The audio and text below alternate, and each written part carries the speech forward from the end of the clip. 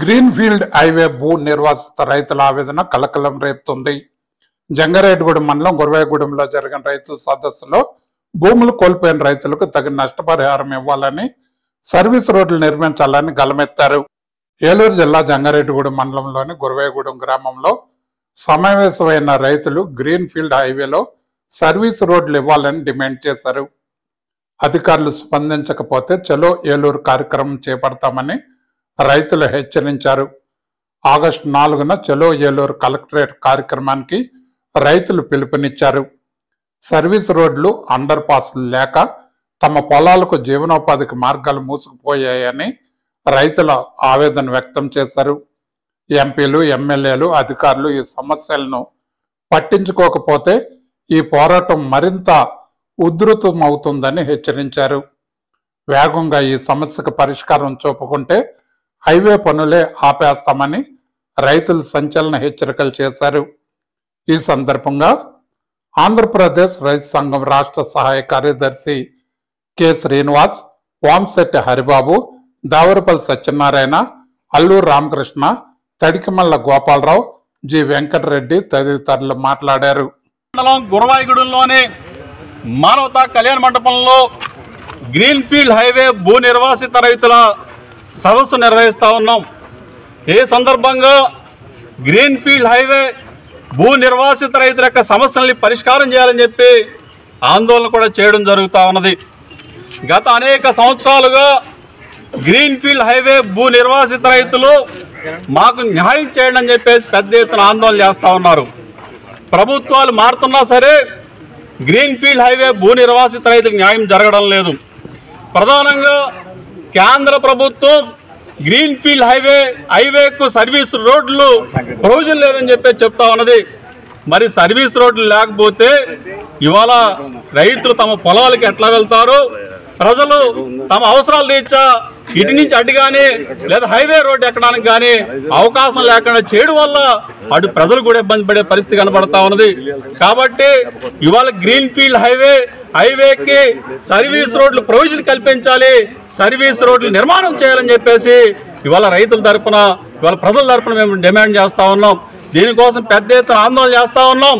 అయినా సరే కేంద్ర ప్రభుత్వం నుంచి కనీసం చలనం కూడా కనబడట్లేదు. కాబట్టి ఈ అంశం మీద మేము భవిష్యత్ కార్యాచరణ కూడా నిర్వహించబోతా ఉన్నాం.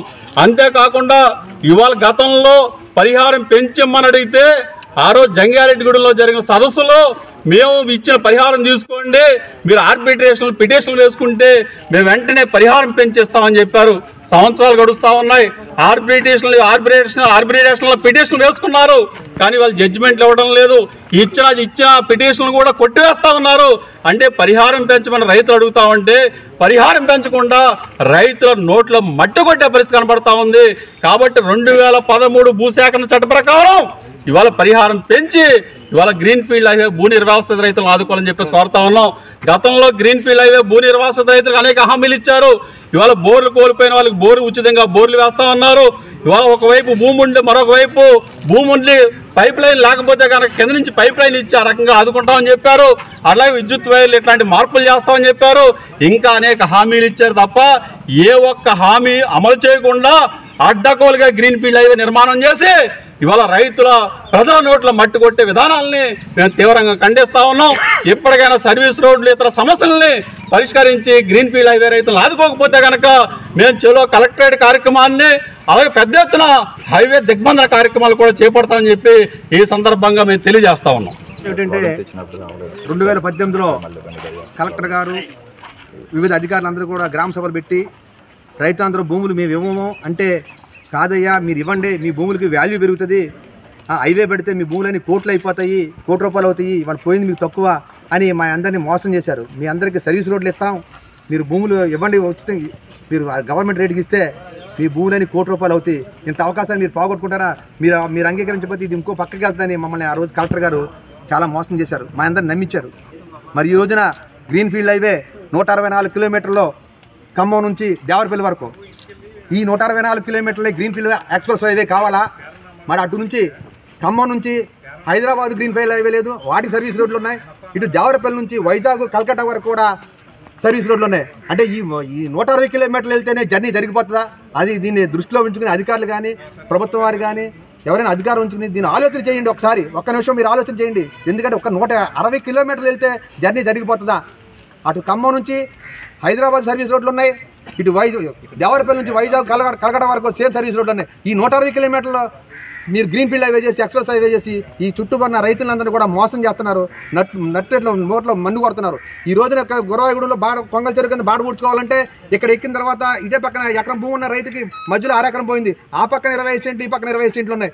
ఇక్కడ ఊడ్చుకుని వెళ్ళాలి, ఇది ఊడ్చుకుని మళ్ళీ వెళ్ళాలంటే లక్కవరం తిరిగి 10 కిలోమీటర్లు వస్తేనే కానీ ఈ మూలకు వచ్చే అవకాశం లేదు. మరి ఇలాగ రైతులను ఎవరు రైతే రాజు అంటారు, రైతులకి న్యాయం చేస్తారంటారు. మరి ఇది ఎలాగ చేస్తారో? రైతులు న్యాయం చేయాలా? గ్రీన్ ఫీల్డ్ హైవేకి సర్వీస్ రోడ్లు మేమేం తార్ రోడ్లు పోయమంటలే, మాకు మట్టి రోడ్లైనా పోసి అవకాశం ఇవ్వమంటున్నాం. మరి దీన్ని ఏదో తీసుకునే అవకాశం అయిపోయింది. పక్కన బూతులు తీసుకునే సరే రైతులు న్యాయం చేస్తారని ఈ పోరాటాన్ని మేము ఈ రోజున మా నాయకుడు శ్రీనివాస్ గారు చెప్పినట్టు ఆర్డీ ఆఫీస్కి వెళ్తాం, కలెక్టర్ ఆఫీస్కి వెళ్తాం, అవసరమైతే ఢిల్లీ కూడా మేము వెళ్ళడానికి మా రైతులందరూ కూడా సిద్ధంగా ఉన్నారు. అవునా కదా? ఢిల్లీ వెళ్ళడానికి సిద్ధంగా ఉన్నారు.